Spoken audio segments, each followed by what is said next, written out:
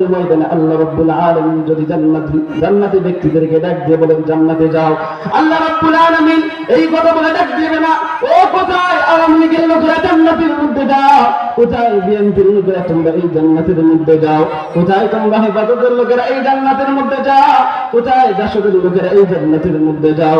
আল্লাহ রাব্বুল আলামিন কোন দল নিয়ে কোন মত নিয়ে আল্লাহ রাব্বুল আলামিন ডাকবে না, একটাই ডাক দিয়ে বলবেন, ও আমার ইমানদার বান্দা বান্দীরা, যার ভিতরে একটা সামান্য বিন্দু পরিমাণ যার ভিতরে ঈমান আছে, আল্লাহ রাব্বুল আলামিন ওই বিন্দু পরিমাণ ঈমানদারকে আল্লাহ রাব্বুল আলামিন জান্নাত দান করবে। মুসলমান বন্ধুরা আমার, এজন্য আল্লাহ রাব্বুল আলামিনের জান্নাত পাওয়ার জন্য ঈমান নিয়ে আসতে হবে। কোন দল দিয়ে কোনো কাম হবে না, কোন দল দিয়ে জান্নাত যাওয়া যাবে না।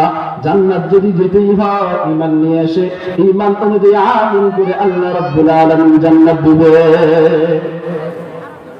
মুসলমান বন্ধুরা আমার, এজন্য আল্লাহ রাব্বুল আলামিন বলেন, ও বান্দা ঈমান নিয়ে আসবা, ঈমান নিয়ে আসার পরে আমি আল্লাহ রাব্বুল আলামিন তোমার ঈমানের পরীক্ষা করব, কখনো ভয় দিয়ে, আবার কখনো কখনো ক্ষুধার্ত রেখে আমি আল্লাহ রাব্বুল আলামিন তোমার ঈমানের পরীক্ষা করব।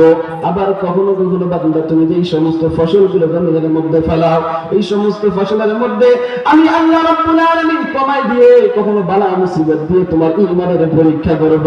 ও বান্দা, এই সমস্ত পরীক্ষার মধ্যে তুমি যদি উত্তীর্ণ হইতে পারো, তুমি যদি সবুর করতে পারো যে আল্লাহ রাব্বুল আলামিনের পক্ষ থেকে আমাকে পরীক্ষা করা হয়েছে।